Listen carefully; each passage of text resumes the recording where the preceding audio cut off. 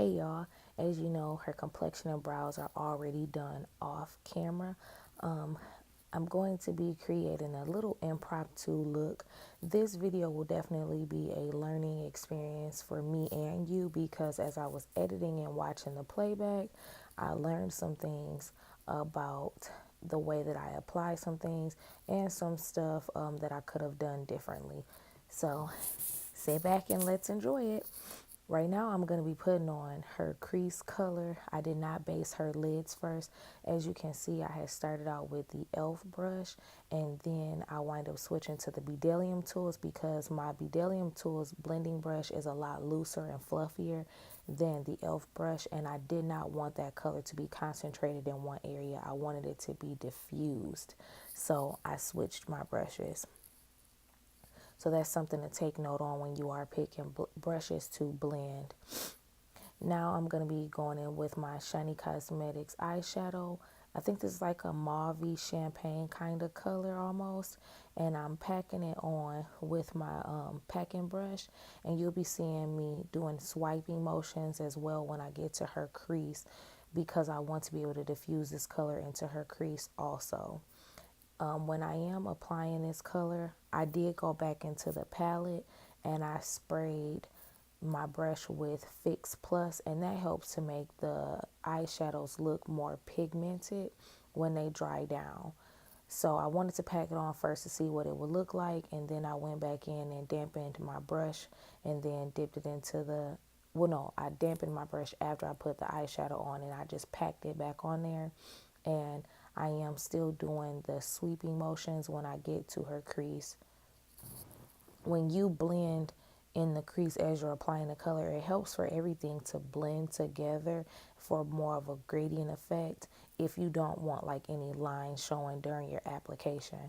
And my tissue is back to catch any fallout because like I said before, her complexion was done already, and it helps me to catch any fallout that I might have while I'm trying to apply. I tried to do the powder underneath the eye, but I didn't really like it that much.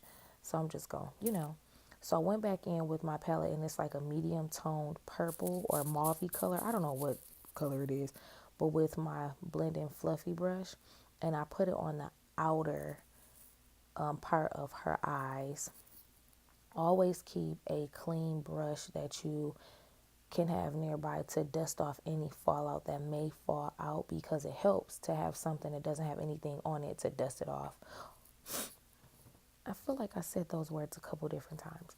But anyways, I'll put all of the products' name in the description box because right now I cannot think of the name, not the name of the colors because it's not named, but I can't really describe the colors properly and I don't want to get you guys confused. But I am going in with that medium toned, it looks like a purplish kind of color. And I'm using my packing brush first and I'm putting it on the outer half of her eye, and then I'm taking my blending brush and blending it out. So I'm using my packing brush to concentrate that color where I want it, and then using the blending brush to blend it out. And these eyeshadows are really good for blending out because some shadows sometimes once you put them down, it gets really hard to buff that color out the way you want to. So it's kind of like you have to buff and place at the same time. But with these shadows, they're pretty good, but you do have to work to get them to be pigmented sometimes. Also, don't feel bad for tilting your client's head because that helps you to be able to see their eye shape, and it helps you to be able to know like where you're trying to place the color or to concentrate. And the name of the game with makeup is good lighting so that you can be able to know where you want to place the color at. Now I am going to be going back in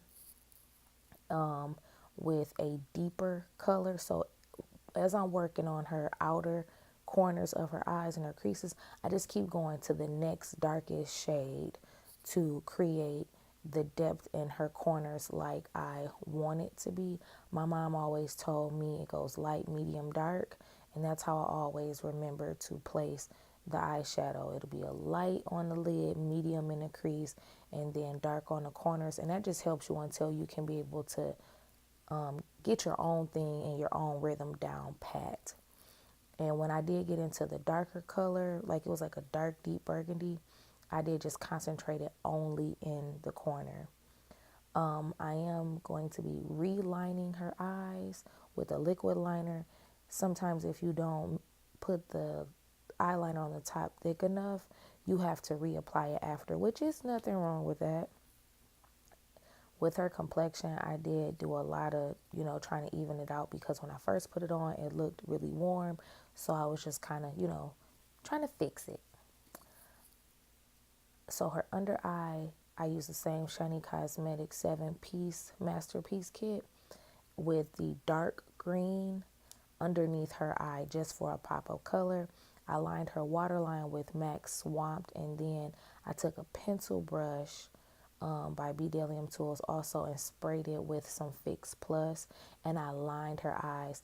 And the thing that I put underneath her eye was just a cosmetic wedge, and it works wonders. All you have to do is literally tilt your client's head up and place the wedge underneath the eye, and it's like it just pops the waterline out for you, where you don't have to tug on the skin and you don't have to like do a whole bunch of movement. It's just you put it on there and it's right out there obvious for you to be able to place the color on there as you want to. And she has a perfect eye shape to be able to put a lot of color or product on where it's not all mushed up or it doesn't start to look like it's running together. But I did spray the brush, as I said before, because when I first put the green on, it didn't pick up as well. So I wanted it to really be pretty and opaque looking underneath her eye so that you could be able to see the green. Oh, and y'all, please don't blow on your clients. That is so unprofessional. Please don't ask me why I did that. This is my friend and coworker. So, well, we used to work together, but still. But don't ever do that. That's so unprofessional. Sorry, y'all. I should not be picking up any old habits. The Ardell lashes, I can't remember what they're called. I'll have to put them in the description box also for you guys to have in later references. Why did I say in later references? To reference later. And I'm just putting some mascara down at the bottom. And then here I go with that ghetto stuff again with this lip thing. So the story is, I don't know where any of my lip wands are that are disposable. And I don't know where my lip brushes are. So I had to use what I had. But I am using a Q-tip to kind of clean up around her lip line and to blend out that lipstick. And then I took the tissue and lightly blotted over her lips so that it was like a seamless blend. This color is so pretty.